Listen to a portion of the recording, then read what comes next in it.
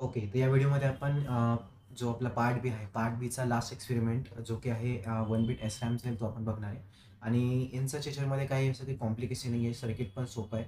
तर काय-काय सर्किटमध्ये काय आहे, तर मी हे ऑलरेडी एका ठिकाणी ड्रॉ करून ठेवलं होतं, ते फक्त मी दाखवणार आहे. मी परत पहिल्यापासून ड्रॉ करत नाही बसणार. कारण की आपण ऑलरेडी भरपूर मोठे-मोठे सर्किट मागच्या एक्सपेरिमेंटमध्ये ड्रॉ केले आणि त्यांच्या हिशोबाने हे फारच सोपं आहे. तर मी डायरेक्टली आउटपुट दाखवणार, ट्रुथ टेबल एक्सप्लेन करणार आणि त्याच्यानंतर आपण हा व्हिडिओ लवकरच एंड करणार. ठीक आहे.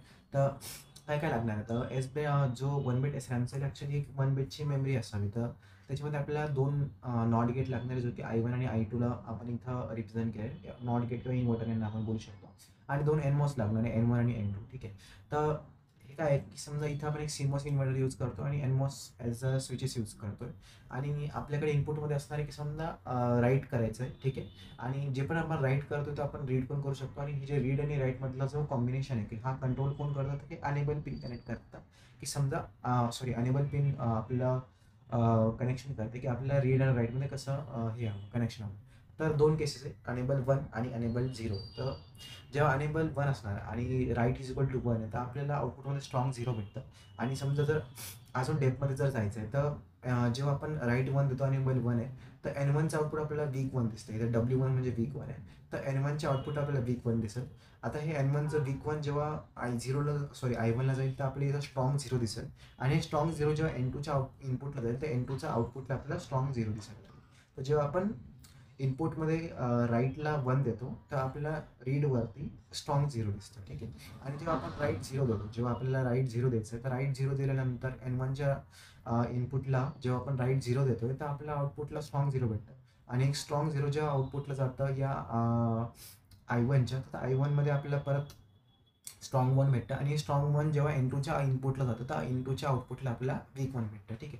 तर हे सगळं इथे लिहिलेलं आहे. आणि जेव्हा अनेबल 0 आहे, तेव्हा N1 आणि N2 दोन्ही स्विचेस ऑफ होऊन जातात. कारण की अनेबल हे जे गेट आहे, हे गेटच ॲक्चुअली यांना स्विचेसला ऑन आणि ऑफ करतं. जेव्हा एनेबल 0 म्हणजे दोन्हीच्या दोन्ही गेट N1 आणि N2 ते ऑफ होऊन जाणार आणि जेव्हा हे ऑफ होऊन जाणार, तर आउटपुटमध्ये होल्ड स्टेटमेंट चालू होईल.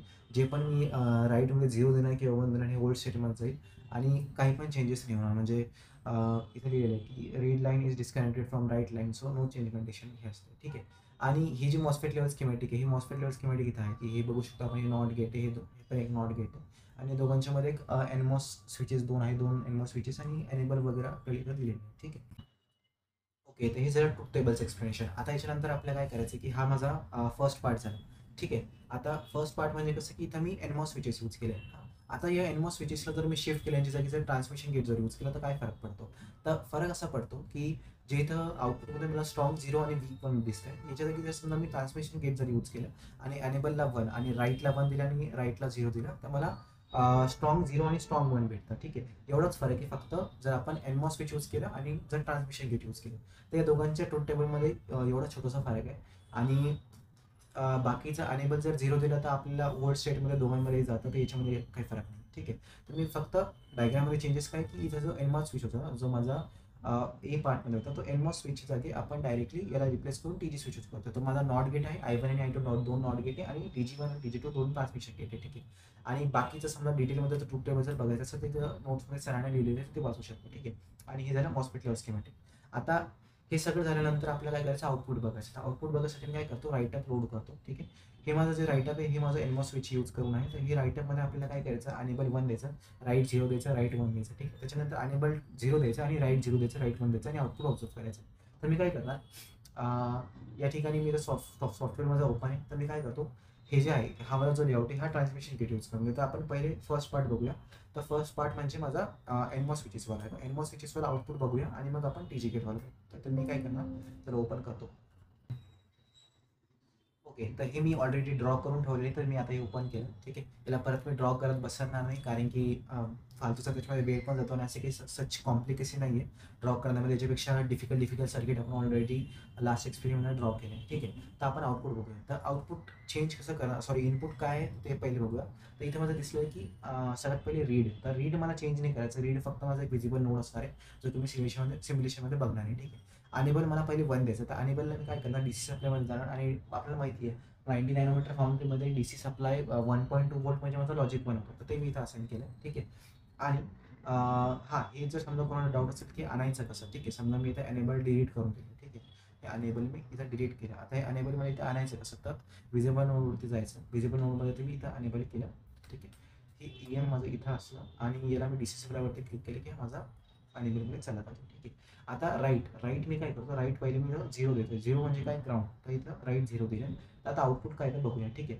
तर जेव्हा माझं अनेबल 1 आहे, राईट माझा 0 आहे, तर मला तेव्हा माझ्या आउटपुटमध्ये रीडमध्ये मला स्ट्रॉंग 1च्या जागी मला वीक 1 भेटत आहे. ठीक आहे. तर हेच माझं इथं राईटअपमध्ये पण लिहिलेलं आहे, जे आपण ऑब्झर्व करू शकतो.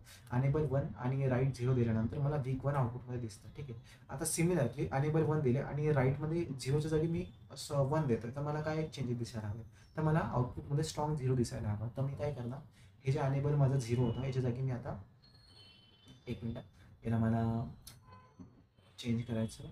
हे चेंज होत नाही. तर अशा वेळी काय करायचं? जेव्हा क्लिक केल्यानंतर असं रँडम काही पण उघडतं, तर मी काय करतो? पॅलेटमध्ये जायचं आणि मेटल वरती क्लिक करायचं. ठीक आहे. त्याच्यानंतर हे ओपन होत असतं. ठीक. तर याच्यानंतर काय करायचं की मला 1 द्यायचं. तर मी काय करणार? डिस्प्लेमध्ये जाणार, 1.2 व्होल्ट देऊन टाकलं की हे 1 होऊन जाईल. त्यानंतर काय करायचं? हे मी चेक केलं की मला काय दिसणार की अनेबल 1 आणि राईट 1साठी मला आउटपुटमध्ये स्ट्रॉंग 0 भेटत आहे. ठीक आहे. त्याच्यानंतर समजा मी अनेबल म्हणजे 1 होतं, त्याच्या जागी समजा 0 देऊन टाकलं, तर माझं राईट काही पण असो, मला आउटपुटमध्ये स्ट्रॉंग 0 दिसणार आहे किंवा होल्ड स्टेट दिसणार आहे. तर हे बघा, माझं राईट 1 आहे, अनेबल 0 आहे, तर त्याच्यानंतर मला इथं आउटपुटमध्ये स्ट्रॉंग 0 दिसतं आहे. आणि सिमिलरली समजा मी तर 1च्या जागी समजा 0 पण देऊन टाकलं, तरी पण मला आउटपुटमध्ये स्ट्रॉंग 0 दिसणार आहे. ठीक आहे. तर हे झालं माझं ए पार्ट, ज्याच्यामध्ये मी काय करतोय की समजा एनमॉस स्विच यूज केले. आता समजा हे जर आपण जर TG switch TG transmission gate use जर करून बनवलं, तर मला एक छोटासा चेंज असतो की जिथं माझं स्ट्रॉंग वीक 1 येतं, तर माझ्या जागी तिथं पण मला स्ट्रॉंग 1 दिसायला सॉरी.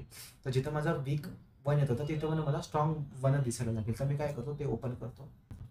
हे माझं SRAM सेल आहे, जे माझं ट्रान्समिशन गेट यूज करून आहे. तर सिमिलर इथं माझं इनपुट आहे, एनेबल इथं आहे, माझं राईट इथं आहे, त्याच्यानंतर रीड इथं आहे. तर मी काय करणार? अनेबल सगळ्यात पहिले 1 दिला आहे आणि राईट इथं 0 दिला आहे. तर माझं आउटपुट बघूया काय येत आहे. तर अनेबल 1 आणि राईट 0साठी आपल्याला स्ट्रॉंग 1 दिसतंय, जे की आधी आपल्याला स्ट्रॉंग 1च्या जागी वीक 1 दिसत होतं. तर हे ट्रान्समिशन गेटमध्ये चेंज होतो. आणि समजा इथं मी राईट ग्राउंड दिल्याच्या जागी DC सप्लाय पण दिला, तर म्हणजे लॉजिक 1 जरी दिला, तर मला इथं स्ट्रॉंग 0 आउटपुटमध्ये दिसतं आहे रीडवरती. ठीक आहे. सिमिलरली समजा अनेबल 0 जर देऊन टाकला, तर अनेबल माझं आउटपुट इथं इनपुटशी डिस्कनेक्ट होऊन जाईल, जे की राईट इनपुटची डिस्कनेक्ट होऊन जाईल रीडशी. तर मला होल्ड स्टेटमध्ये जाणार आणि आउटपुटवरती स्ट्रॉंग 0 दिसायला लागेल. ओके.